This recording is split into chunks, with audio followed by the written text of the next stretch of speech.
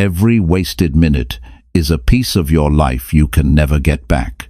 That truth should make you stop and think. Time is not waiting for you. It doesn't pause while you decide. It doesn't return once it's gone. And it doesn't care about excuses.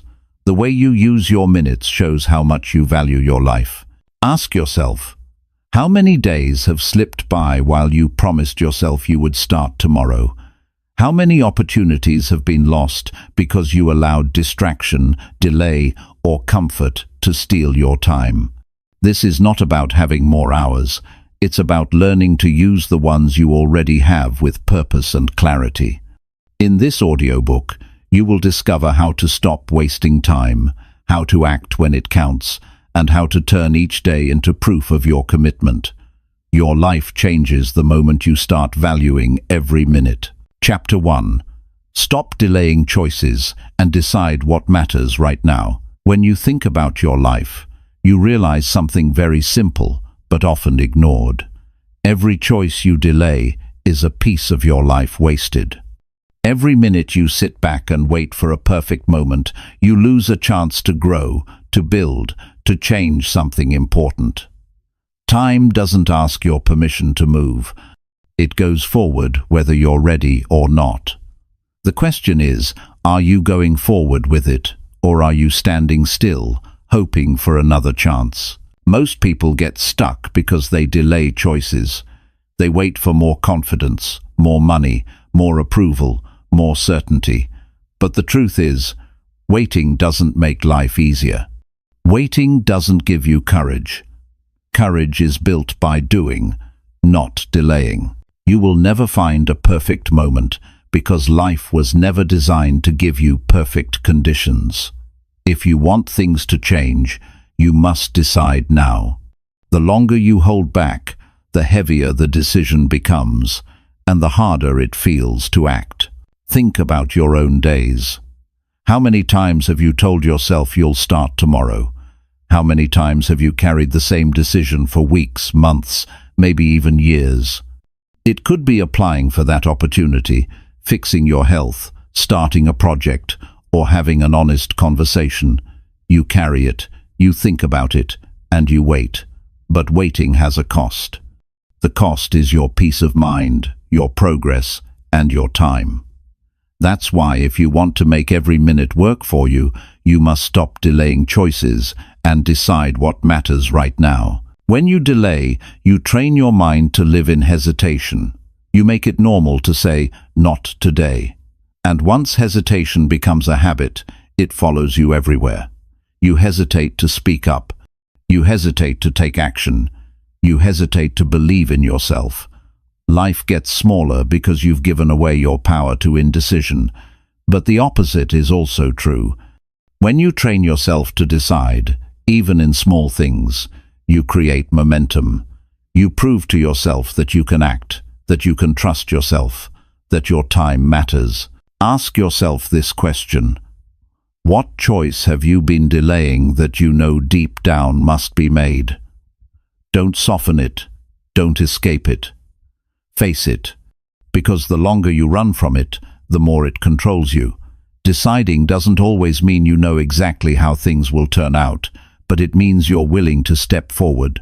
And the moment you step forward, your confidence grows. Clarity comes after you act, not before. When you make a decision right now, you release the pressure building in your mind. Think of the relief you feel after finally handling something you avoided for too long. The call you make, the task you finish, the truth you speak, it frees you. Suddenly, you realize it took less energy to act than it did to keep delaying.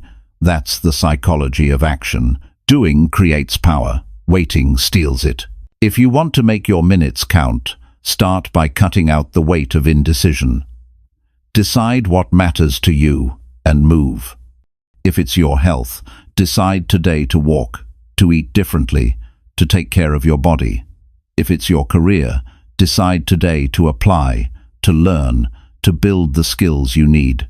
If it's your relationships, decide today to call, to apologize, to be honest. Don't wait for another season of life to hand you permission.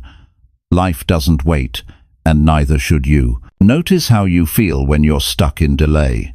You feel restless, frustrated, sometimes even guilty. That's your mind signaling that you're out of alignment with what you know you should be doing. It's like carrying a weight you never put down, and when you keep delaying, that weight multiplies. But when you decide, the weight drops, and you walk lighter. That lightness gives you more energy for the next step. That's how progress builds, decision by decision. Some people tell themselves they are waiting to be more confident. But confidence doesn't show up before the decision. Confidence shows up after the decision, after the action. Think about it. The first time you did something new, you weren't confident, you were unsure. But by doing it, by acting, you built confidence. Waiting for confidence is like waiting to feel strong before lifting the weight. It doesn't happen. You lift first, you get stronger after. Another reason people delay is fear. Fear of failing, fear of judgment, fear of the unknown. But the truth is, not deciding is also a decision. It's the decision to stay the same. And staying the same is the biggest risk of all. You may avoid failure by not acting, but you also avoid growth, progress, and new opportunities. Fear will always be there. The only way to reduce it is by facing it, not by waiting for it to disappear. Think about how different your life could look 1 year from today if you decided on the things you've been putting off. Imagine the habits you could build, the skills you could learn, the results you could create. That future is not built in some far-off day. It starts with one choice made right now, and then another tomorrow, and another the next day. Decisions build days, and days build lives. Practical steps help. Start with small, clear choices. When you wake up, instead of delaying, decide on your first action. Maybe it's exercising, maybe it's writing down your tasks, maybe it's calling someone you've been avoiding. Don't think too long. Pick it and do it. Train yourself to close the gap between thought and action. That gap is where procrastination lives. Shorten the gap and you take back your time. Every time you delay, remind yourself of the cost. Time doesn't return. The day you waste doesn't reset. So make it a habit to ask, is this delay helping me or hurting me? That simple awareness can shake you out of hesitation and push you into action. Over time, this practice rewires your mind to value decisions instead of delays. You also need to learn how to decide what truly matters. Not every choice deserves your energy. Some things are distractions disguised as opportunities. Some things are noise disguised as urgency. You must decide based on your values, not just your impulses. Ask yourself, will this matter a year from now? If yes, decide quickly and act. If not, let it go. Deciding what doesn't matter is as powerful as deciding what does. It frees your time for what truly counts. If you want to make every minute work for you, this is where you begin. Stop delaying choices. Choose what matters. Act on it. Feel the relief. Build the momentum. Watch your minutes transform into progress. Don't underestimate the power of small decisions stacked daily. They create a pattern of discipline that shapes your future. You don't need to wait for the right conditions to start. You don't need to know every step. You need only to decide and act on what's in front of you. That's how you grow. That's how you make time your ally instead of your enemy. Right now, you have two options. You can keep waiting, keep holding back, keep telling yourself, later. Or you can choose right here, to act, to value your minutes. To prove to yourself that your life matters enough to decide. The power is in your hands. Time won't slow down, so neither should you. When you leave here today, think about this. What one choice have you been carrying for too long? Decide on it. Act on it. Don't stretch it another day. Your life changes when you stop delaying. Your future begins when you decide what matters right now. That's how you make every minute work for you. By refusing to waste it in hesitation, by deciding and acting today, by choosing to live, not just to wait. That's where the difference is made. Chapter 2. Act fast on small tasks before they grow heavy. When a task shows up in front of you, the first few minutes matter more than you think. That is when your mind decides if this task is going to stay light or if it is going to grow heavier with every hour you push it away. The truth is, small tasks don't stay small for long. They expand in your head, they steal your attention, and they make you feel trapped. Something that could have been finished in 5 minutes suddenly weighs on you all day. That weight slows you down, drains your energy, and makes bigger goals harder to chase. This is why the habit of acting fast on small tasks is one of the most powerful ways to make every minute work for you. When you deal with something the moment it appears, you save yourself from carrying it around in your mind. You free up space to think clearly, and you give yourself momentum to move forward. Acting fast is not about rushing. It is about refusing to let simple responsibilities turn into heavy burdens. Think about how many times you have told yourself, "I'll do it later." Later becomes tomorrow. Tomorrow becomes next week. And suddenly you are overwhelmed by a list of unfinished things. The dishes pile up. The emails multiply. The bills wait. The calls you need to return feel heavier every day. Each delay makes the task bigger than it really is. And while the task grows in your mind, your confidence shrinks. You start doubting your ability to keep up. Now imagine the opposite. Imagine you pay that bill right when you see it. You answer that message right when you read it. You put that item away right when you finish using it. The task disappears before it becomes stress. You feel lighter, clearer, and more in control. That is the psychology of small actions done quickly. They protect your energy. They prevent unnecessary stress. They give you the feeling of progress without delay. The danger of ignoring small tasks is that they don't just sit there quietly. They follow you. They come back into your mind when you are trying to focus on something important. You sit down to work on a project, but the thought of an unfinished errand interrupts you. You want to enjoy your evening, but the email you avoided pops into your head. Every small task left undone steals moments of peace. Acting fast is a way of taking that peace back. There is another reason why small tasks should be handled quickly. They build discipline in your daily routine. Every time you finish something right away, you are training your brain to be a finisher, not a procrastinator. You are teaching yourself that action is natural, not something to be resisted. Over time, this habit strengthens your willpower. When bigger challenges come, you already have the practice of acting instead of hesitating. People sometimes believe they need to wait for motivation before they act. That is a mistake.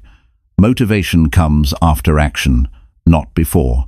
When you knock out a small task, you feel good about it. That good feeling sparks energy for the next step. The more you act, the more motivated you feel. Waiting for motivation keeps you stuck.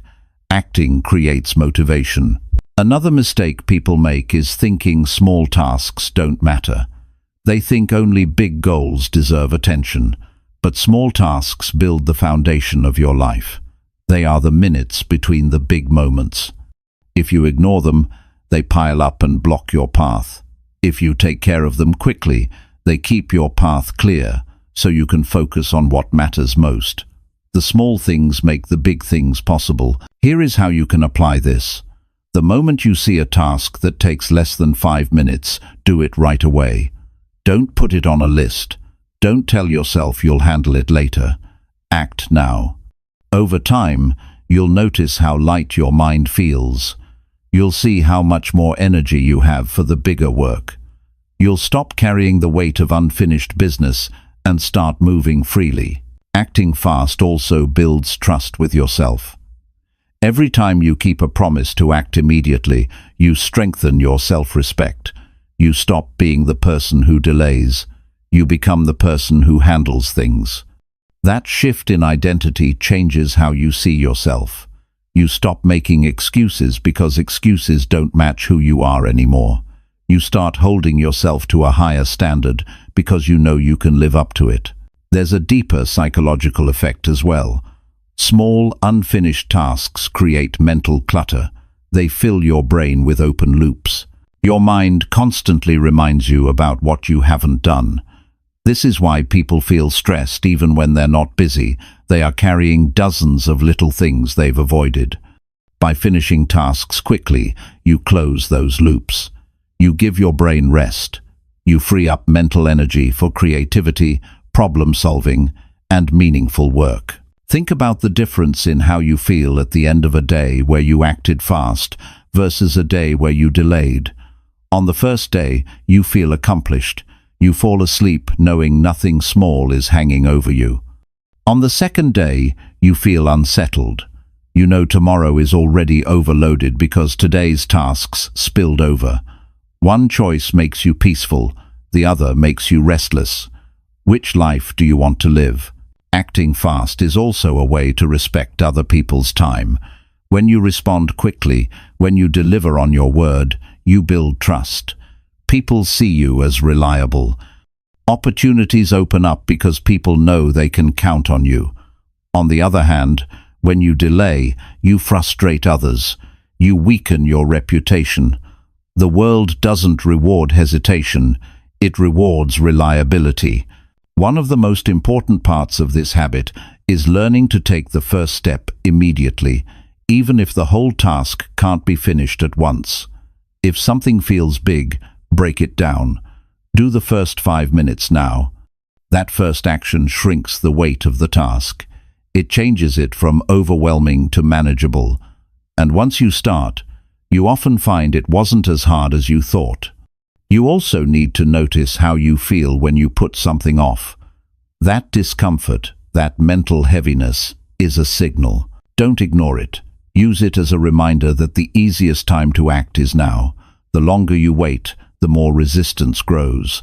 The shorter the gap between seeing a task and starting it, the easier life becomes. If you want to test yourself, try this tomorrow. Each time you think of a task that takes less than 10 minutes, do it instantly. At the end of the day, notice how much lighter you feel. Notice how much more mental space you have. That experiment alone will prove to you how powerful this habit is. The real reward of acting fast is not just the tasks you finish, it's the mindset you build. You stop being someone who carries unfinished business. You become someone who moves, someone who clears space for progress, someone who doesn't let life pile up on them. That shift is worth more than the minutes saved. It changes your character. Remember this: small tasks are not harmless. Left undone, they grow heavy. They fill your days with pressure you don't need. But if you act fast, they stay small. They disappear before they steal your energy. They give you confidence, peace, and momentum. The difference between being overwhelmed and being in control often comes down to how you handle the little things. Life is not only about big decisions and big goals. It is also about the small steps you take each day. Those steps, handled quickly and consistently, shape the quality of your time. They make every minute count. Don't let simple responsibilities steal your future. Handle them as soon as they appear. Act fast. Keep your load light. Build your momentum. And move forward without the weight of delay. That is how you make every minute work for you, by refusing to let small tasks grow heavy, by acting before hesitation grows, and by proving to yourself every day that your time is too valuable to waste. Chapter 3. Guard your attention like treasure and block empty noise. Attention is one of the most valuable resources you have in life. What you give your attention to grows stronger, and what you ignore slowly fades away. The problem is that most people treat their attention carelessly. They let anything and anyone interrupt it. They let noise, distractions and meaningless input steal hours from their days. If you want to make every minute work for you, you must learn to guard your attention like it is treasure, because that's exactly what it is. Once you lose it, you can't buy it back. When you sit down to do something important, notice how quickly distractions show up. A notification on your phone, a message from a friend, a random urge to scroll through social media, a headline you didn't need to read. Before you know it, you're 20 minutes away from the thing you meant to focus on. And the problem is not only the time you lost, the real problem is the mental cost of switching back and forth. Every time you break your focus, you need more energy to return to the task. That constant switching drains you far more than you realize. Noise is everywhere. It comes from the outside, but it also comes from within. External noise is the endless stream of information, opinions and distractions competing for your eyes and ears. Internal noise is the endless stream of information, opinions and distractions competing for your eyes and ears. With focus, even the simplest effort can create powerful results. Guarding your attention starts with knowing what deserves it. Not everything is worthy of your focus. Some things may feel urgent, but they don't move your life forward. You must become selective. Ask yourself before engaging with something, does this matter to my growth, my goals, or my well-being? If the answer is no, block it. Every yes to distraction is a no to progress. Every time you let noise take over, you trade precious minutes for nothing in return. One of the most damaging habits today is constant exposure to meaningless information. People scroll endlessly, consume content they forget 5 minutes later, and fill their minds with noise that doesn't add value. The brain adapts to what you feed it. If you train it on distraction, you weaken its ability to go deep on meaningful work. If you train it on discipline, you build the strength to stay focused for long periods. The choice is yours. What you allow shapes who you become. It's not enough to tell yourself you'll focus, you need systems. Create boundaries for your attention. Turn off notifications that don't matter. Set specific times to check messages instead of reacting to every beep. Create a workspace where you don't invite distractions. Protect your mornings or evenings for your most important work. These practices are like locks on the doors of your attention. Without them, anyone or anything can walk in and take what they want. Guarding your attention also means protecting it from people who drain it. There will always be voices that pull you into negativity, gossip or complaint. If you let those voices dominate, they eat away at your energy. Learn to limit your time around people who bring only noise. Spend more time around those who encourage focus, growth and action. Who you allow in your space determines what fills your mind. Choose carefully. Noise also hides in habits you no longer notice. Leaving the television on for background sound, checking your phone every few minutes without purpose, starting the day by scrolling instead of planning. These small habits create leaks in your attention. They make you weaker over time. Replacing them with intentional habits makes you stronger. Begin the day by deciding your top priorities. Take short breaks to breathe or walk instead of drowning in screens. Close your day with reflection instead of noise. These simple changes repair your attention and give you back control. You will notice that when your attention is scattered, you feel restless and unsatisfied. You might spend hours busy, but finish with little to show. On the other hand, when your attention is guarded, you feel accomplished even after fewer hours of work. It's not the number of hours that matter most, it's the quality of attention within those hours. A focused hour can do more for your life than a distracted day. Guarding your attention also protects your emotions. Noise often carries negativity, fear, anger, envy, comparison. The more you consume it, the more you carry it. Protecting your attention means protecting your inner state. Instead of letting random content set your emotions, you set them yourself. You decide what enters your mind and what stays outside. That discipline creates stability. You don't get pulled in every direction. You stay steady, calm, and clear.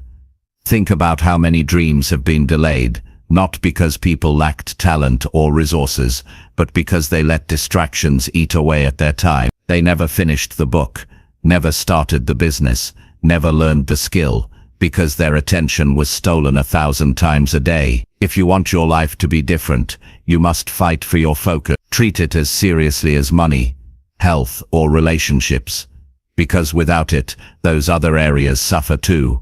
Start practicing awareness. Each time you feel the pull of noise, stop and notice it. Ask yourself, does this deserve me right now? Often the answer is no. By simply noticing, you weaken the pull, you take back control, and each time you resist, your focus grows stronger. Like a muscle, attention strengthens with training.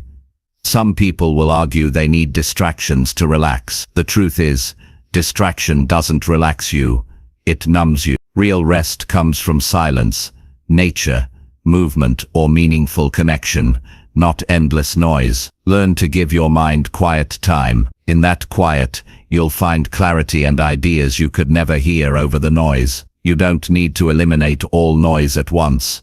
Start small. Choose 1 hour a day to block it completely. No phone, no background chatter, no random scrolling. Dedicate that hour to something meaningful. After a week, expand to 2 hours. As you build this habit, you'll notice your productivity rise, your stress lower, and your satisfaction grow. You'll see how much of your life can change simply by guarding your attention. The most successful people are not the busiest. They are the most focused. They know how to say no to noise. They know how to create space for the work that matters. You can do the same. Your attention is not unlimited, and neither is your time. Together, they decide the direction of your life. Guard them both with discipline. At the end of your life, you won't regret missing a few headlines or not watching another meaningless video, but you will regret the goals you never pursued because you were too distracted to focus. Protect your attention now so you don't carry that regret later.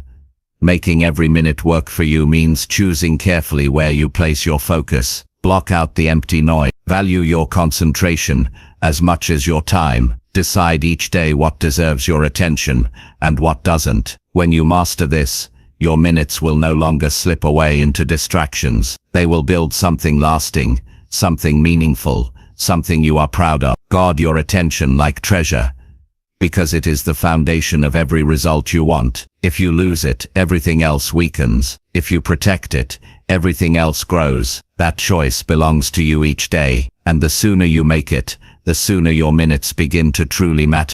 Chapter 4. Push yourself to finish today, not tomorrow. One of the hardest habits to break is the habit of carrying today's work into tomorrow. It feels harmless at first. You tell yourself you'll finish it later, maybe in the morning, maybe after you've rested.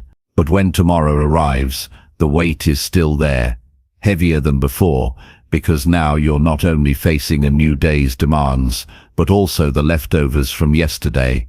This cycle of postponement quietly destroys momentum. It builds stress. It reduces your belief in your own discipline. If you want to make every minute work for you, you must push yourself to finish today, not tomorrow. There is a sense of relief that only comes from closing the day with your tasks complete. You fall asleep, knowing you gave the day everything it deserved. Your mind is calm. You rest deeper because there's nothing chasing you into the next day. Compare that to the feeling of leaving work undone. It follows you into your evenings. It interrupts your rest. And when you wake up, you're already behind. That is the hidden cost of procrastination. It steals not just hours, but peace. Finishing today means training yourself to fight the urge of "I'll get to it later." That urge is comfortable, but comfort is the enemy of progress. Growth is built on decisions that stretch you beyond what you feel like doing. You may feel tired, bored, or uninspired, but if you choose to finish anyway, you prove to yourself that discipline is stronger than mood. Tomorrow is uncertain, but today is here. That is why action today is the most reliable form of progress. Look closely at the way unfinished work multiplies. You put off one phone call, then tomorrow there are two. You delay writing one page, then tomorrow you need to write two. You avoid one workout, then tomorrow the resistance doubles. This is how delay grows into overwhelm. But when you finish today, you prevent the pile from forming. You stop the chain before it becomes unmanageable.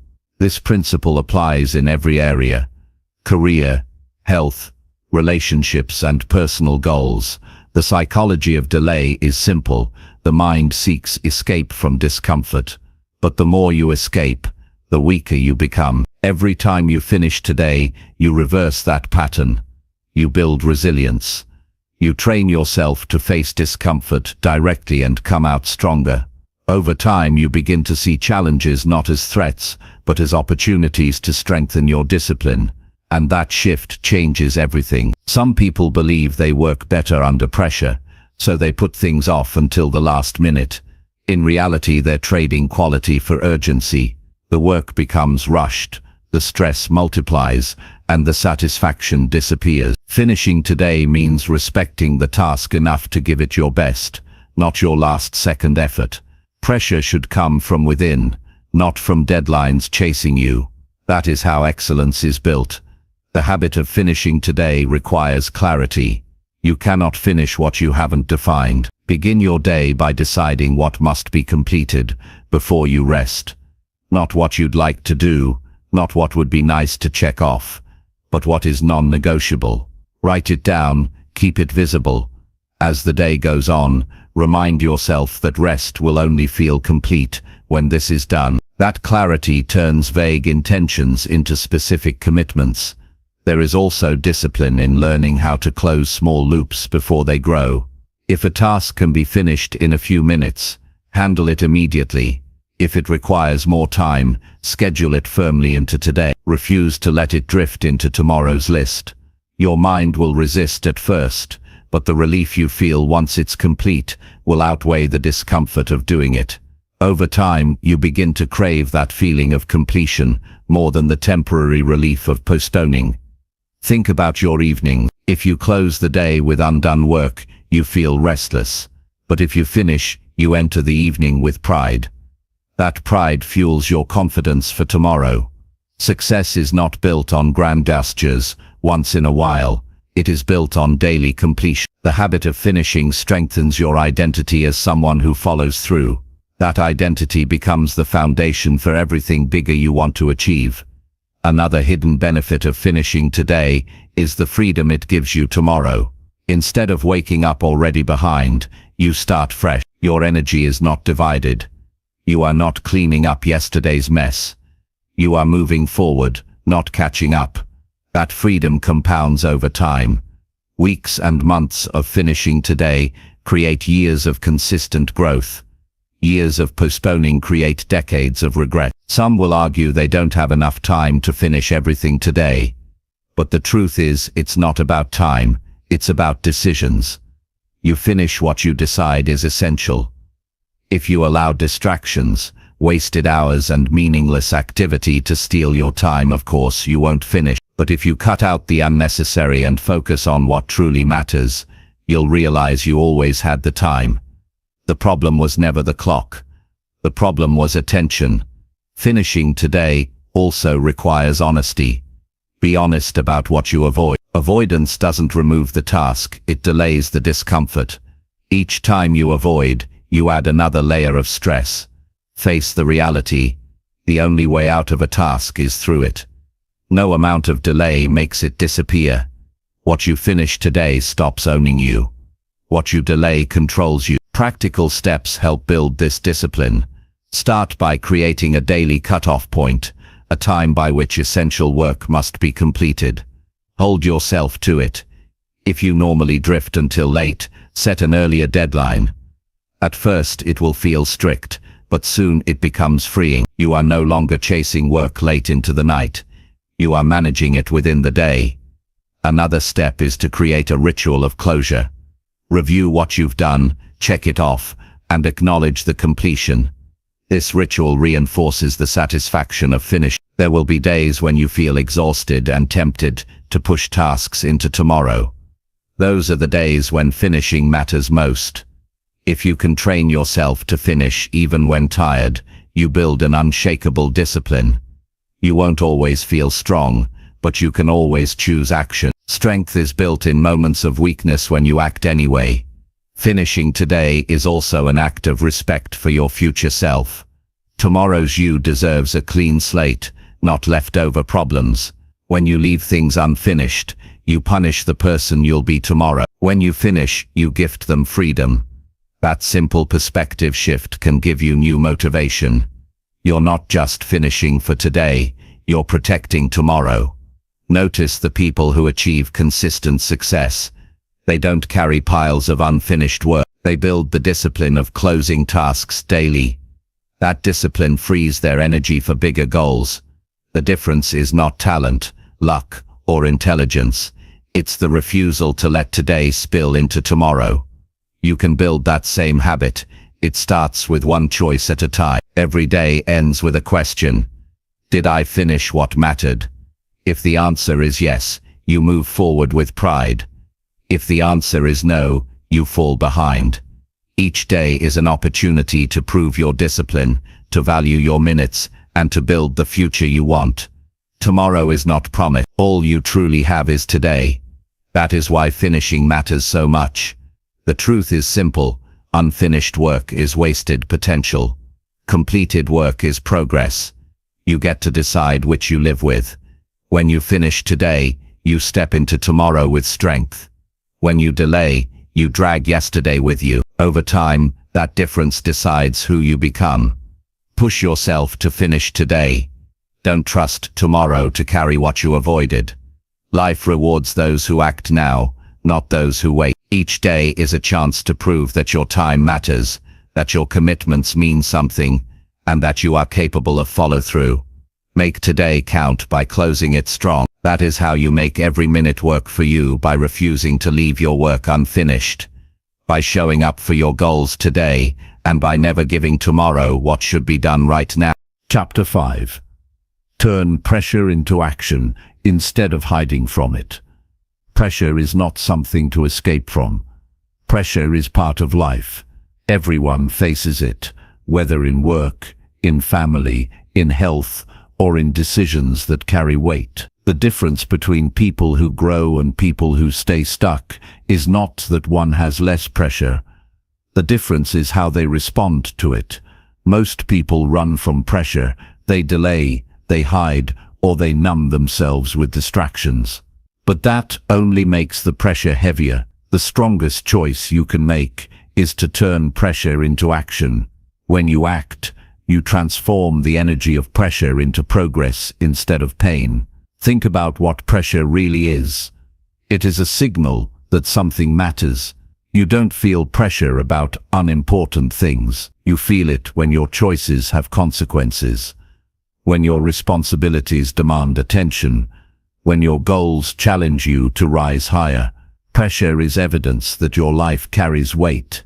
Instead of treating it as an enemy, you can treat it as a call to step up. When you avoid pressure, your mind suffers twice. First, you feel the weight of what you must do. Second, you feel guilt for not doing it. Avoidance does not reduce pressure. It multiplies it. On the other hand, when you take action, even if it is just a small step, the weight begins to lift. Action changes the story in your head. Instead of feeling trapped, you feel capable. Instead of being crushed by responsibility, you feel empowered by it. Pressure shows up most strongly when something is uncertain.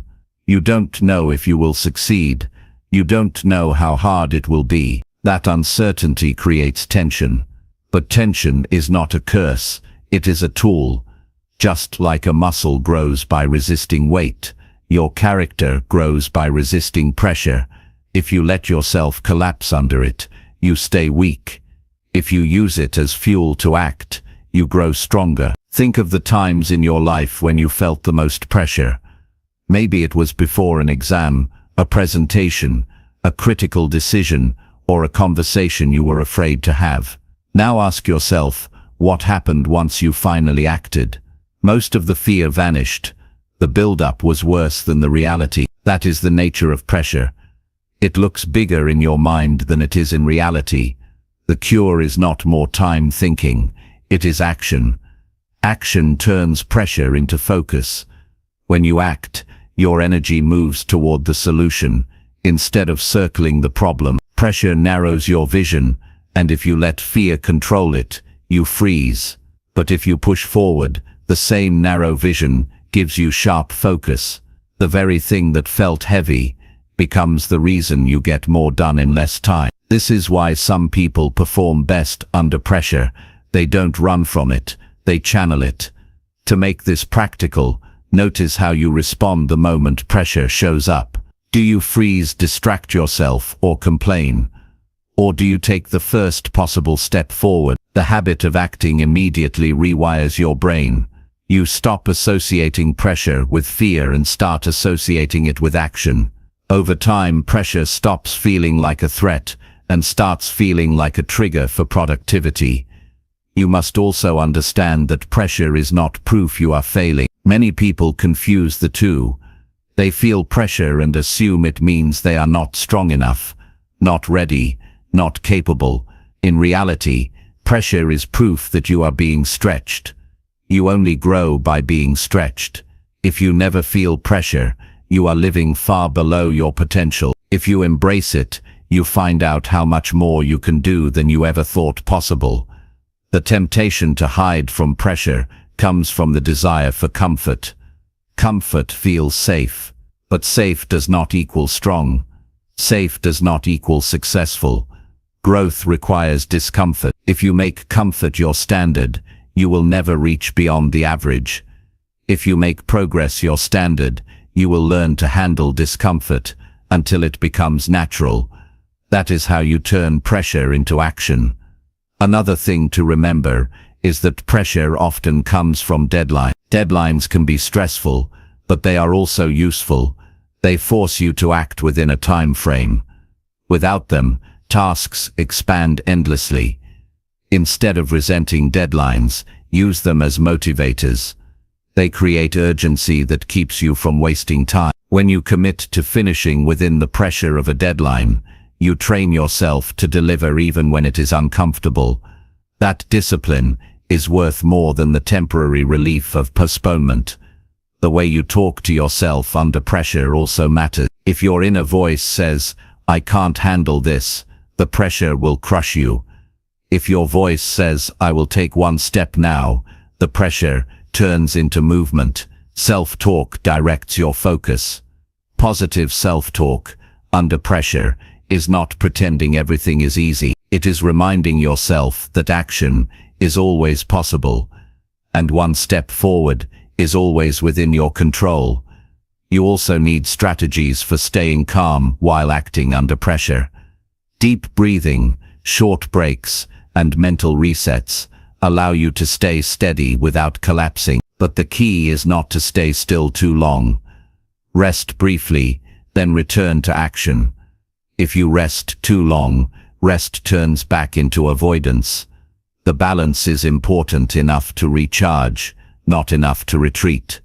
Notice how you feel after turning pressure into action. You feel stronger, more capable, and more confident. This confidence carries into future challenges. Every time you face pressure, you build a library of proof that you can handle it. That proof becomes your strength.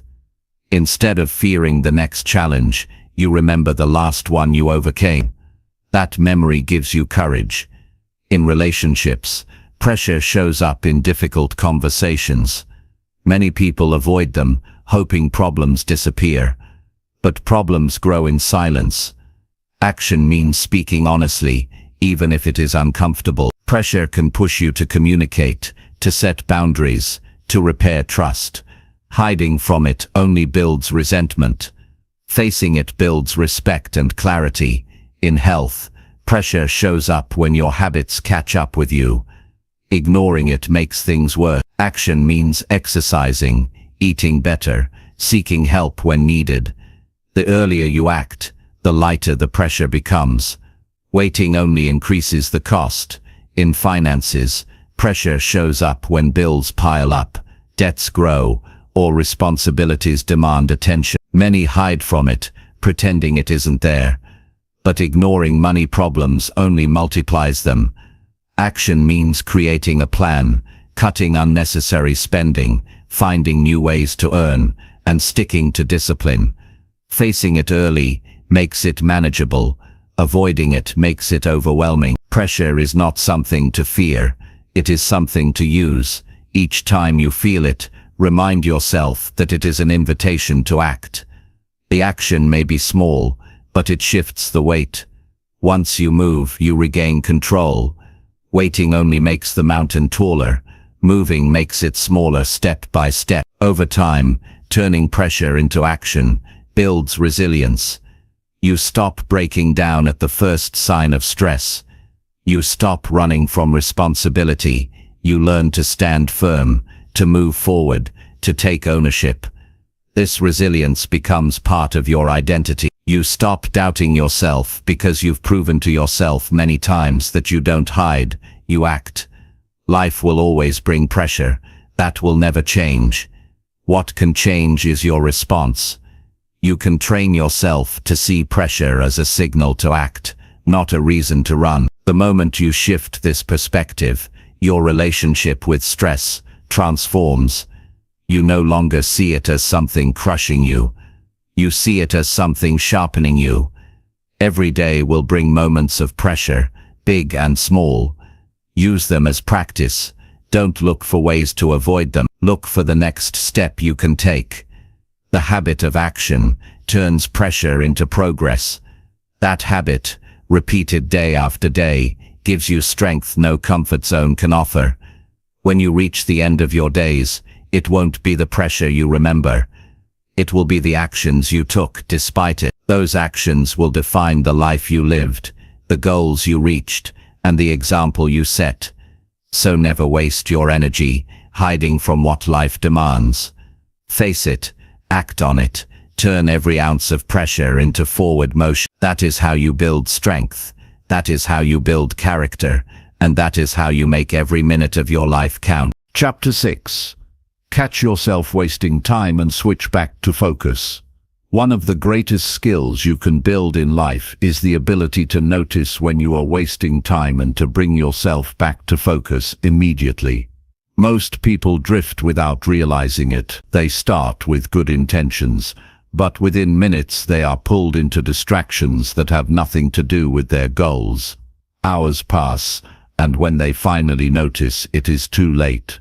The key is not to expect perfect focus all the time. The key is to train yourself to catch the drift quickly and redirect your energy back to what matters. Time is easy to lose because distractions feel small. You tell yourself you will check a message for a minute, watch a video for a moment, or scroll briefly before getting back to work. But minutes multiply, and soon you are far from where you intended to be. That is why awareness is essential. You must become sharp enough to recognize the moment when your attention slips. Awareness is like an alarm bell. It reminds you that your time is slipping into activities that give you nothing in return. Wasting time often feels harmless in the moment. That is why it is so dangerous. You don't feel the loss immediately, but when you look back on weeks or months, the gap becomes clear. You realize how much more you could have built, how much closer you could have been to your goals, how much stronger you could have become. Regret arrives quietly, but it always arrives. The habit of catching yourself in the act protects you from that regret. Switching back to focus is not about guilt. It is about responsibility. When you notice you are wasting time, don't spend more time criticizing yourself. That only deepens the delay. The fastest way to recover is to stop the distraction immediately and redirect your energy to a meaningful task.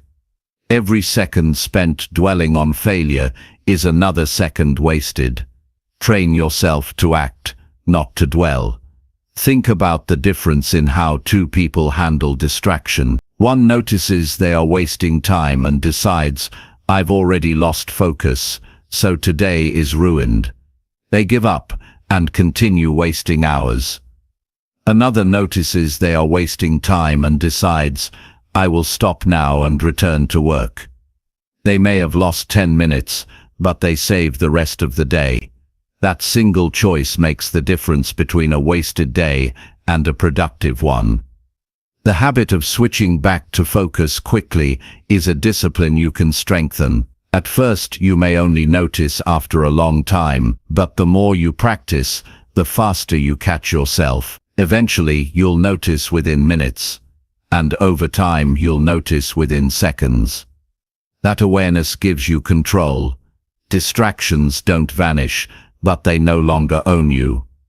Another important point is to understand what focus really means. Focus is not just sitting still with a task. Focus is choosing in this moment what matters most and giving it your full attention. If you are working, focus is finishing the task without drifting.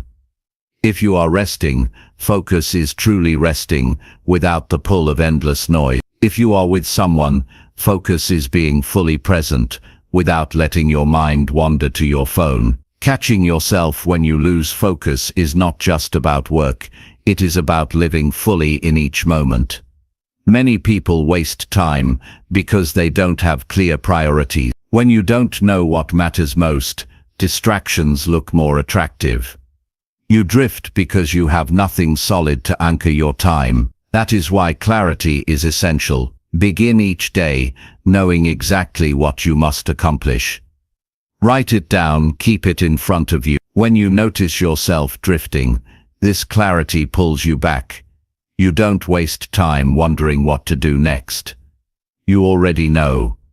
Environment plays a major role in wasting or saving time. If your surroundings are full of distractions, catching yourself becomes harder. The phone within reach, the television in the background, the endless tabs open on your computer.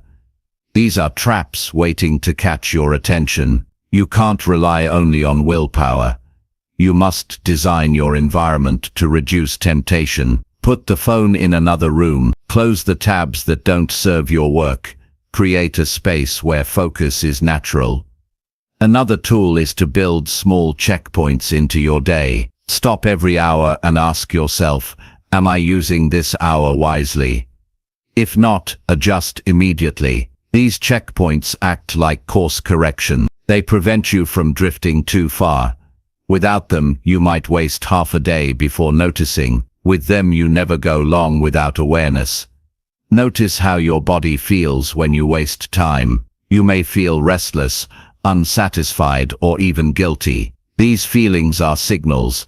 Don't ignore them. Use them as reminders to return to focus. The more you pay attention to your emotional state, the faster you'll catch the drift. Over time, you will develop a sensitivity to wasted time. What once felt normal will start to feel uncomfortable. That discomfort is a gift. It pushes you back to productivity. Switching back to focus also requires discipline in finishing tasks before starting new ones. Many people waste time by jumping from one thing to another, never fully completing anything. Multitasking creates the illusion of progress, but leads to half-done work. Train yourself to finish one thing before moving to the next. Each completion builds momentum.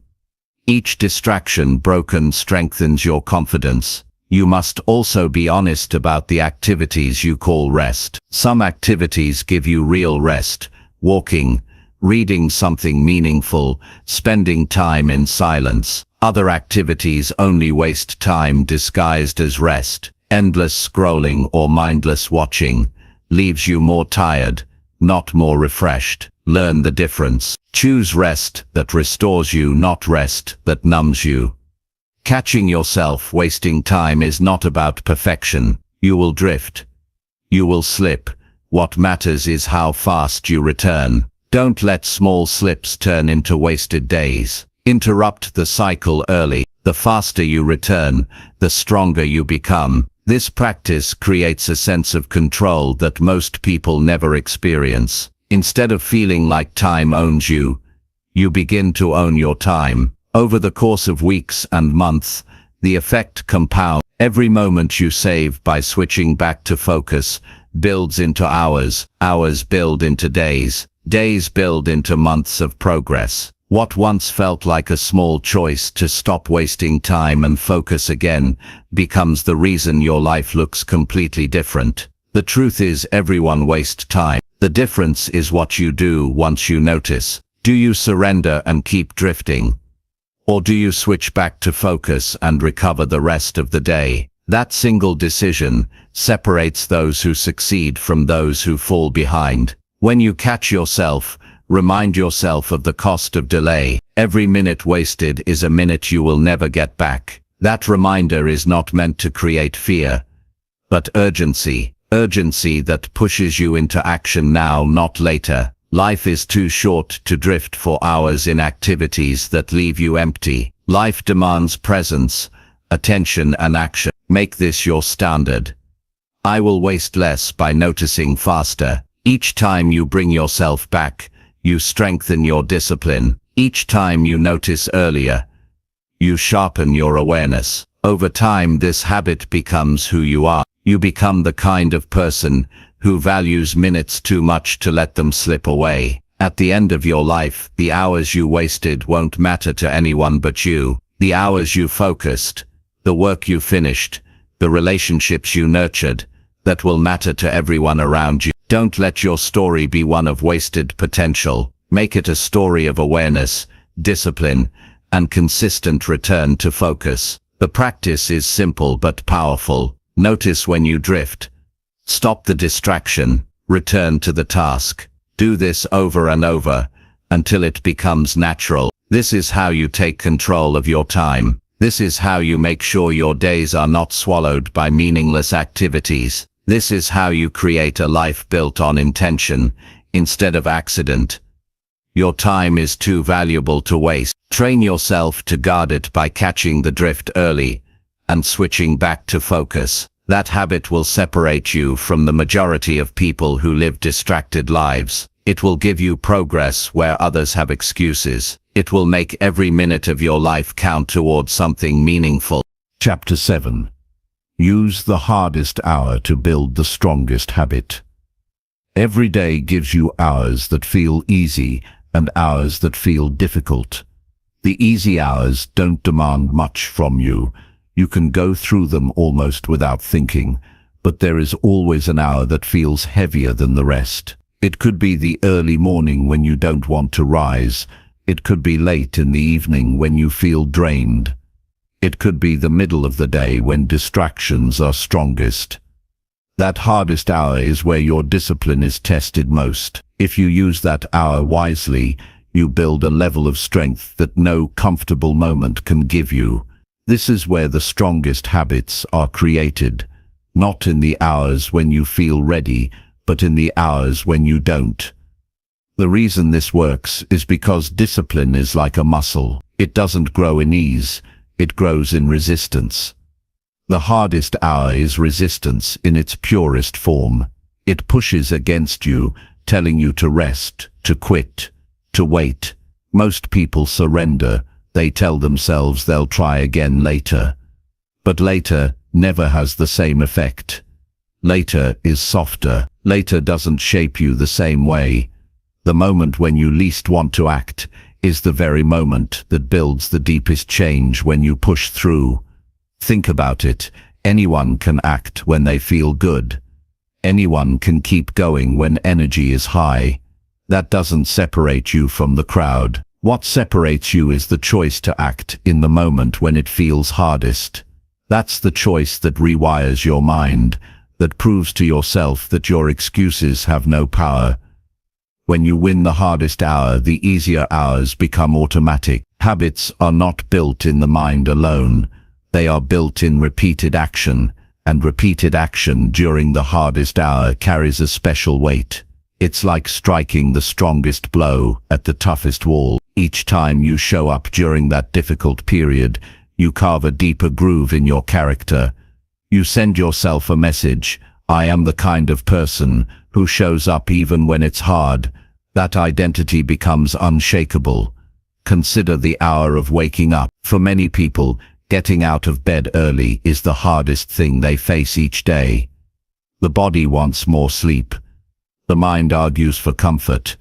But if you claim that hour, if you rise and begin with purpose, you've already won the day. You've built a habit of taking control before excuses have a chance to grow. That single habit ripples into every area of life. You are sharper at work, calmer in decisions, more consistent in your goal. For others, the hardest hour comes after work, when they are tired and tempted to collapse into distraction. That hour holds a choice. You can waste it, or you can use it to invest in yourself. Study, exercise, build a project, improve your skills. That one difficult hour used with intention can build habits that completely change your future. The strongest habit is not simply the one repeated most often, it is the one repeated at the toughest time. Why? Because it builds proof that you are stronger than your resistance. It creates a foundation that no excuse can break.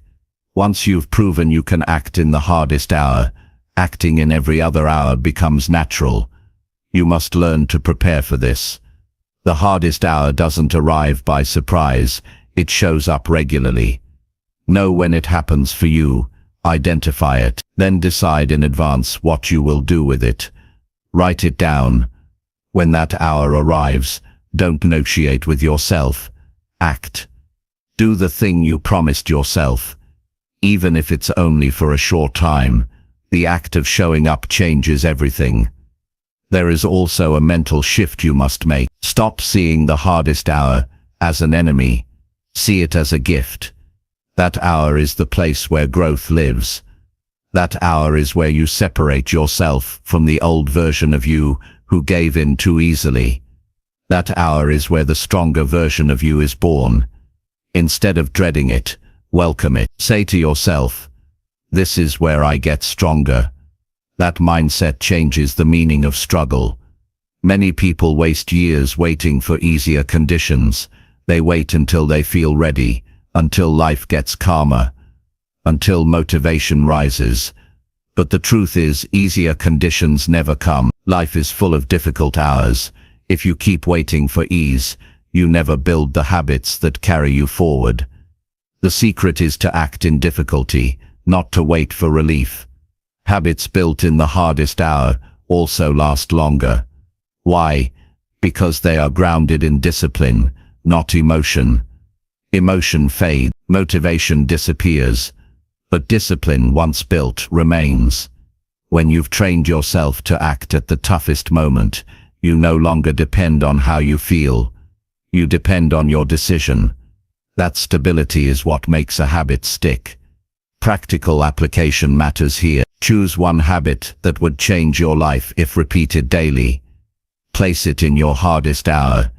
If your hardest hour is the morning, start with exercise, journaling, or study right after you wake. If your hardest hour is evening, dedicate it to building your skills, planning your goals, or improving your health.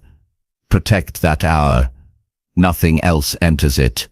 Over time, that hour becomes sacred, a place where growth is guaranteed. The more you use that hour, the more it transforms you. At first, it feels like a battle, but eventually, it feels like victory. You begin to look forward to it because you know that hour belongs to you, and you know what it creates. That transformation of perspective is powerful. What was once your weakest hour becomes your strongest. There will always be resistance. Some days the excuses will feel louder than ever. But remember this: you don't need to feel ready to act. You only need to take the first step. Once you start, momentum builds. The first push is always the hardest. But once it's done, the rest flows. Build the habit of starting in your hardest hour, and the rest of the day bends to your discipline. It's important to recognize the emotional reward of finishing something in that hour. The pride, the confidence, the satisfaction. It is greater than any comfort you would have gained by avoiding it. That reward fuels you for the rest of the day. It reminds you that you are capable of more than you think. It builds a library of victories in your mind. Each time you succeed, you add another layer of proof that you can handle challenges. Think about what happens if you do the opposite. If you avoid the hardest hour, if you give in each time, you weaken your own belief. You tell yourself you can't handle it. You train your brain to expect failure. That identity begins to spread into other areas of your life. Before you know it, you're giving up not just in the hardest hour, but in easier ones too. That is the danger of avoidance. The strongest people are not those who avoid struggle. They are those who lean into it. They know the hardest hour holds the key to their growth. They know that by using it wisely, they build habits that carry them when motivation fades. They know that strength is not created in comfort, but in discomfort faced head-on. You can join them by making this choice each day. At the end of your life, you won't remember the easy hours. You'll remember the hours when you wanted to quit but didn't. You'll remember the times you chose discipline over excuses. Those are the hours that shape your character, that create your legacy. So decide now. Identify your hardest hour. Claim it. Place your most important habit inside it. Show up, even when it feels impossible. Act, even when every part of you wants to delay. That is how you build strength. That is how you build identity. That is how you make every minute of your life count. Chapter 8. Keep your phone away when real work begins. When it's time to do the work that really matters, the single biggest threat to your focus is sitting right in your pocket or on your desk. The phone has become a constant companion for most people, but it is also the greatest thief of time and attention in modern life. Every notification, every buzz, every urge to check it, pulls you away from the task that deserves your full attention. The truth is simple. You cannot give your best when your mind is divided, and nothing divides your mind faster than your phone. If you want to make progress in your most important work, you must build the discipline to keep it away the moment you begin. People underestimate how powerful the pull of the phone really is. It doesn't just steal the minute you spend checking it, it steals the momentum you had before you picked it up. When you look at your phone, even briefly, your focus is scattered. It can take 15 minutes or more for your brain to return to the depth of concentration you had before. Imagine how much time is lost in a single day if you repeat that cycle dozens of times. You may sit at your desk for hours, but the truth is you only worked with full focus for a fraction of that time. That's why so many people feel exhausted but unproductive. Work that requires depth writing, studying, problem-solving, creating demands an undivided mind. You cannot dip in and out of it while also giving pieces of your attention to a stream of messages and updates. Real work lives in a state of flow, where your mind is absorbed and your energy is aligned. To enter that state, you must cut the cord to distractions. Keeping your phone away is not about discipline alone. It's about designing an environment where focus has a chance to grow. Many people fool themselves into thinking they can handle both. They say they'll just check their phone quickly, but the human brain is not built for that kind of switching. Every shift leaves a residue. Even after putting the phone down, part of your mind is still processing what you saw, who messaged, what you might have missed. That residue makes your thoughts cloudy, and cloudy thinking cannot produce sharp results. The phone is designed to keep you hooked. Companies have spent billions learning how to capture your attention. Every color, sound, and vibration is engineered to make you check it compulsively. That means the battle is not fair. You're not failing because you're weak. You're struggling because you're fighting a system built to make you lose. The way to win is not to try harder while keeping the phone within reach. The way to win is to remove it from the battlefield entirely. Out of sight, out of reach, out of mind. Think of how different your work feels when your phone is not near you. The silence feels uncomfortable at first. You feel restless as though you are missing something. But if you sit with that discomfort, something powerful happens. Your mind begins to settle.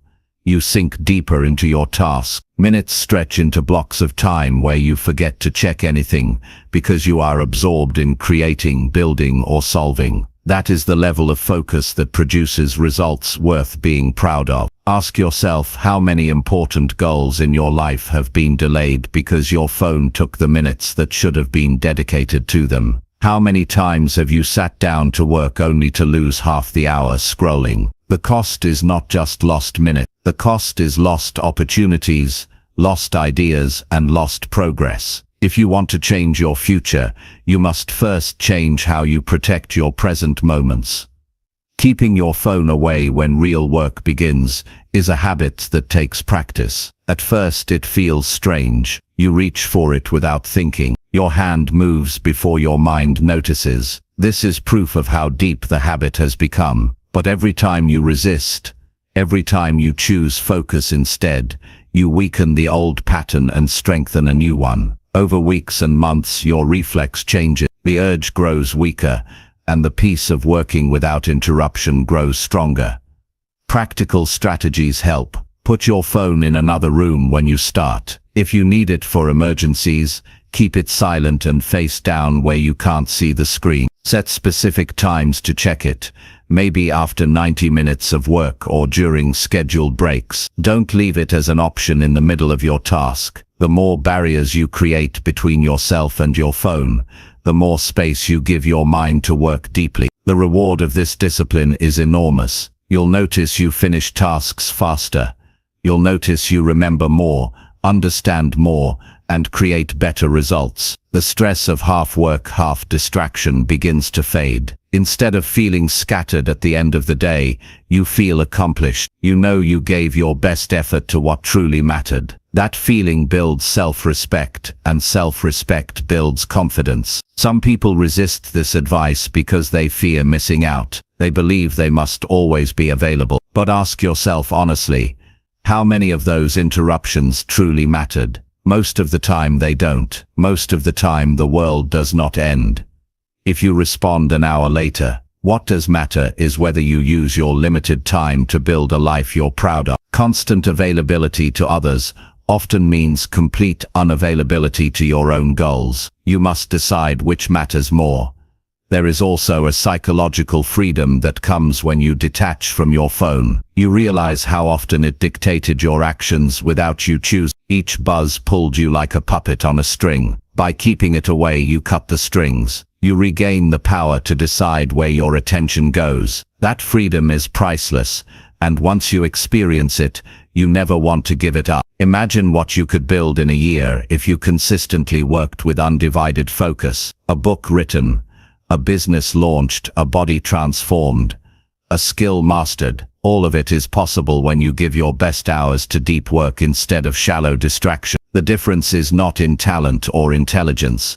It is in where you allow your attention to live. There is a deeper truth here too. How you treat your attention is how you treat your life. If you scatter it across endless trivialities, your life becomes scattered. If you concentrate it on meaningful work, your life becomes meaningful. The phone may seem small, but it is the gateway to the greatest distraction of our time. Keeping it away is not just about productivity, it is about choosing the kind of life you want to live. When you look back years from now, you won't remember the endless scrolls, the notifications, the meaningless updates, but you will remember the work you finished, the goals you reached, the impact you made. That difference begins with a simple act of discipline.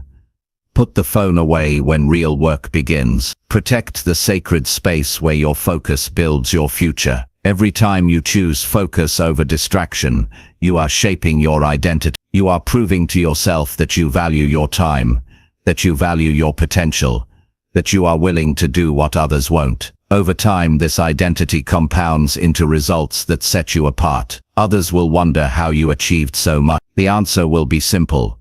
You guarded your focus when it mattered most. So the next time you sit down to do something important, don't keep temptation within arm's reach. Put the phone aside. Create silence. Let your mind dive deep into the task. Give yourself the chance to experience what it feels like to work without constant interruption. That practice alone can transform not only your productivity, but your entire sense of control over your life. Discipline in this one area may feel small, but it is the doorway to mastery. Keep your phone away when real work begins, and you will find that the minutes you once lost now become the building blocks of your success. That is how you make every minute work for you, by protecting it from the noise, by choosing focus over distraction, and by giving your best energy to the work that matters most.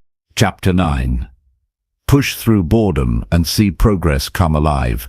Boredom is one of the greatest barriers to success, yet it is rarely talked about with the seriousness it deserves. People think failure comes only from laziness or lack of opportunity, but the truth is, most failure is born in moments of boredom. The routine becomes predictable, the repetition feels dull, and the excitement fades. That's when most people stop. They look for something new, something entertaining, something that feels easier. But here's the reality: real progress is rarely exciting in the moment. Progress is built by staying steady in the dull, ordinary hours, by showing up when the process no longer feels special. The ones who keep going when it gets boring are the ones who eventually see results come alive.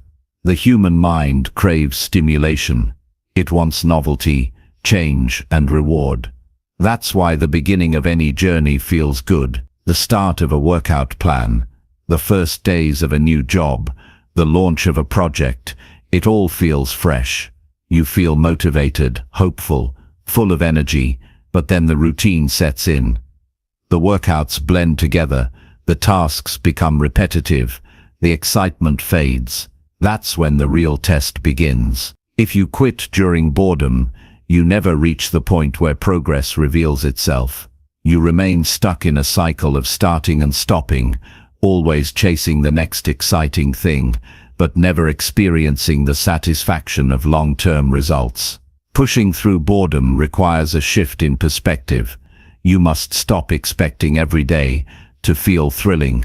Growth is not built in excitement, it is built in consistency. When you understand that, you stop looking for stimulation in the process and start looking for strength in the repetition. Each day you continue, even when it feels dull, you are stacking bricks. You may not see the wall rising right away, but the wall is rising, and one day you'll look back and see what boredom almost stole from you. Boredom is not a sign that you are failing, it is a sign that you are doing the necessary work. The mind tells you that excitement equals value, but that's not true. Many of the most important things in life, saving money, eating well, practicing skills, reading, exercising, are not exciting day to day. They feel routine, but their long-term rewards are life-changing. If you walk away because of boredom, you are walking away from transformation. Consider someone who starts learning a skill, like playing an instrument or studying a language.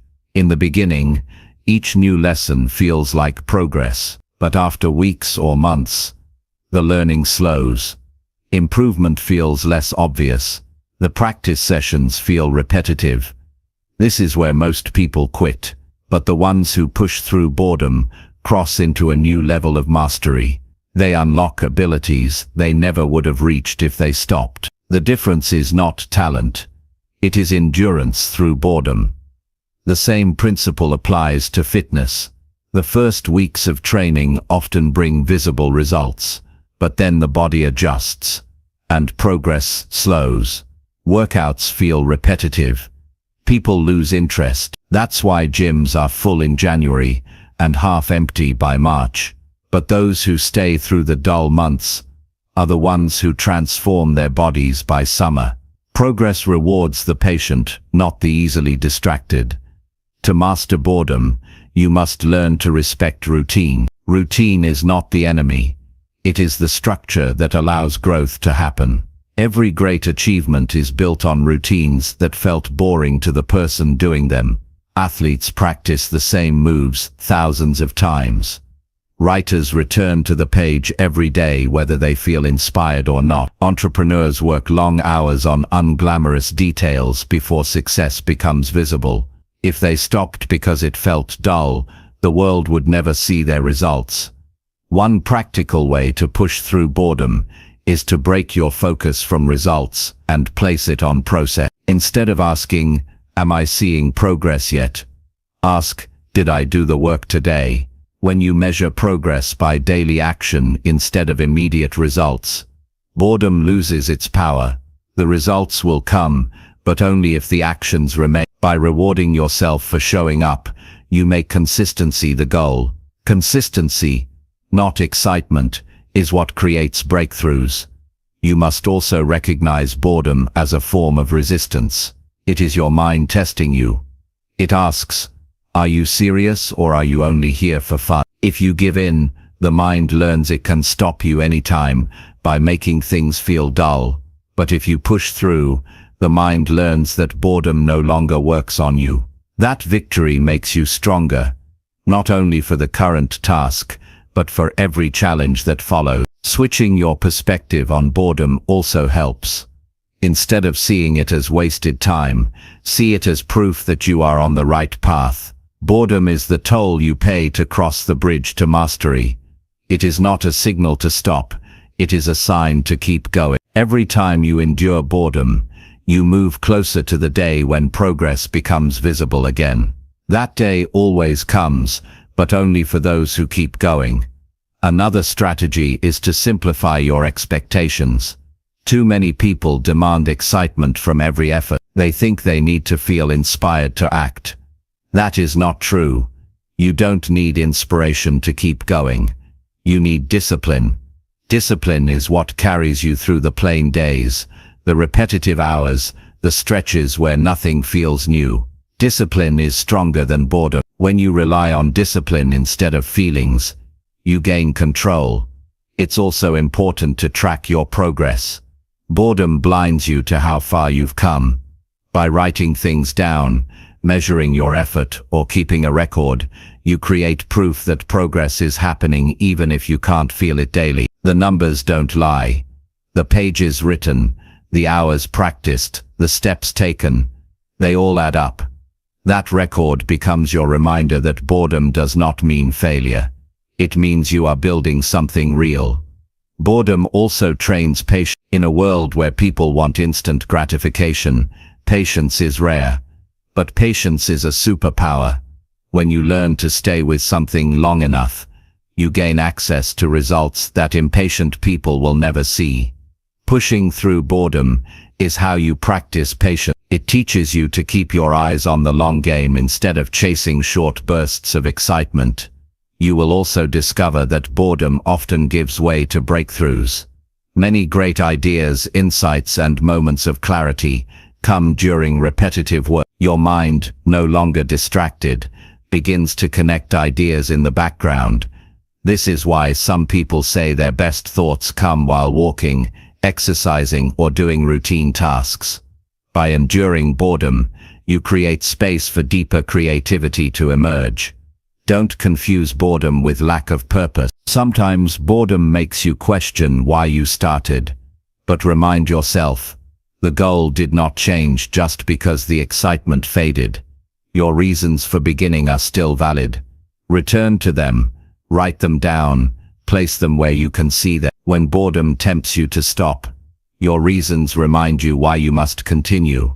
There is a moment in every pursuit when boredom is strongest, usually right before progress becomes visible again. That's why so many people give up just before they were about to break through. They stop one step away from the reward. Don't let boredom trick you into stopping early. Push through that wall and you will find renewed energy waiting on the other side. At the end of your life, you will not be proud of the things you quit because they felt dull. You will be proud of the things you carried through despite boredom. Those are the achievements that stand the test of time. Those are the habits that built your character. Those are the choices that turned ordinary days into extraordinary results. So the next time boredom whispers that it's not worth it, remember this truth. Boredom is temporary, but progress is permanent. If you push through, you win. If you stop, you lose not just the habit but the future it could have created. Keep going. Stay steady. Endure the plain hours, and one day, you'll look back and realize that the dullest moments were the ones that built the brightest results.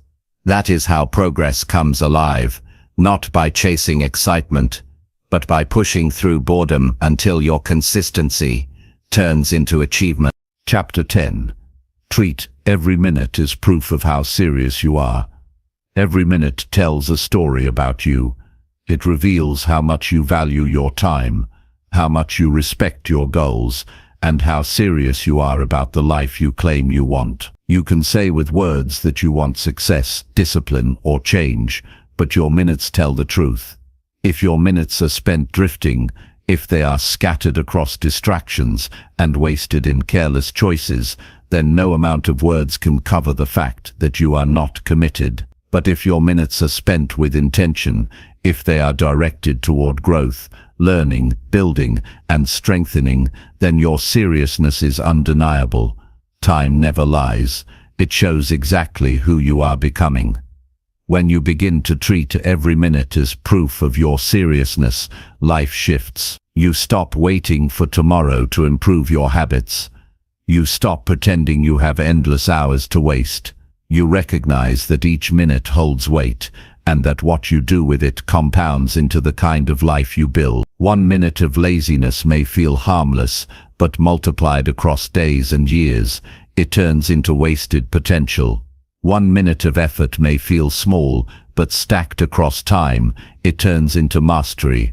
The seriousness of your life is revealed in what you do with the minutes right in front of you. The discipline of valuing every minute forces you to look honestly at your choices.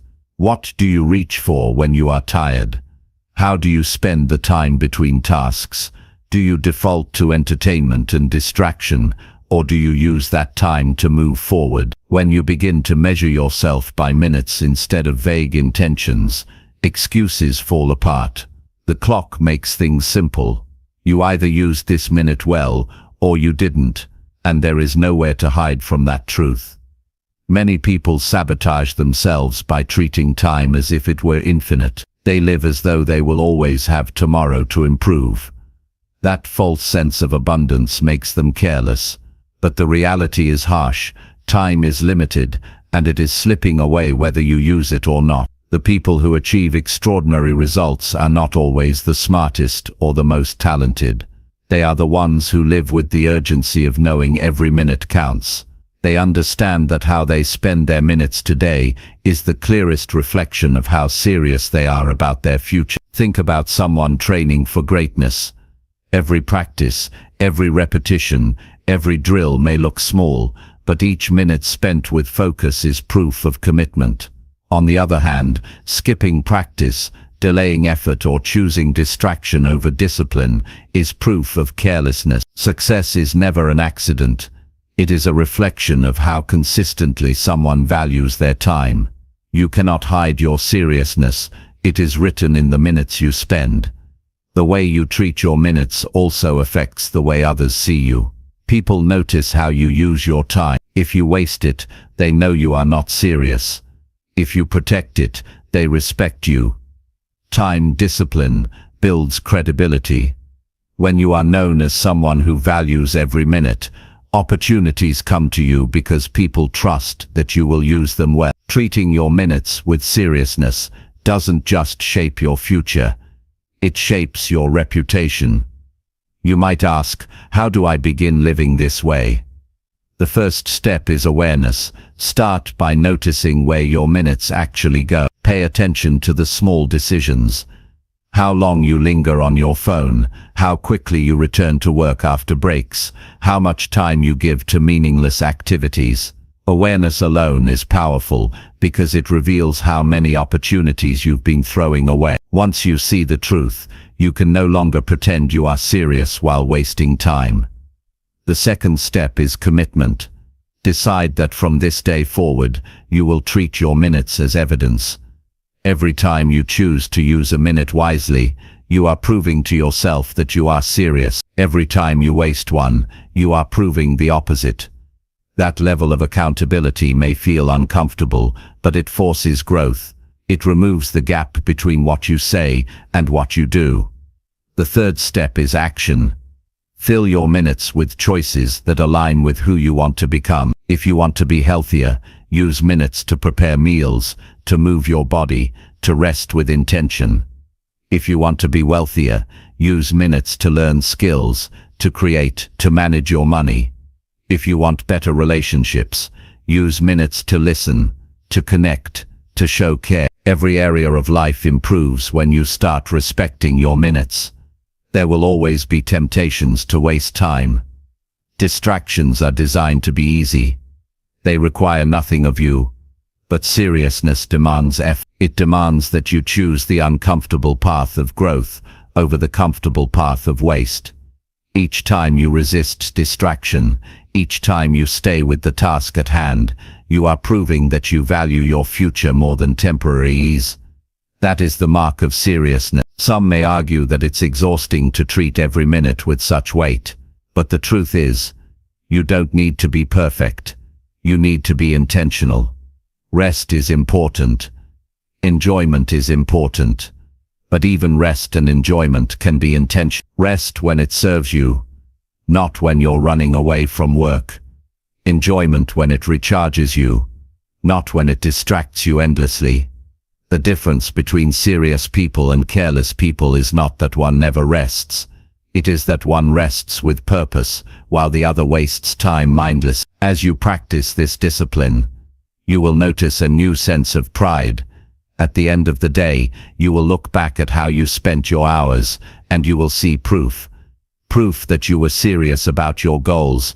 Proof that you respected yourself enough not to waste your time. Proof that you are building the life you said you wanted. That pride is fuel. It makes you stronger for tomorrow. The opposite is also true. If you look back and see wasted hours, you feel regret. That regret eats away at your confidence.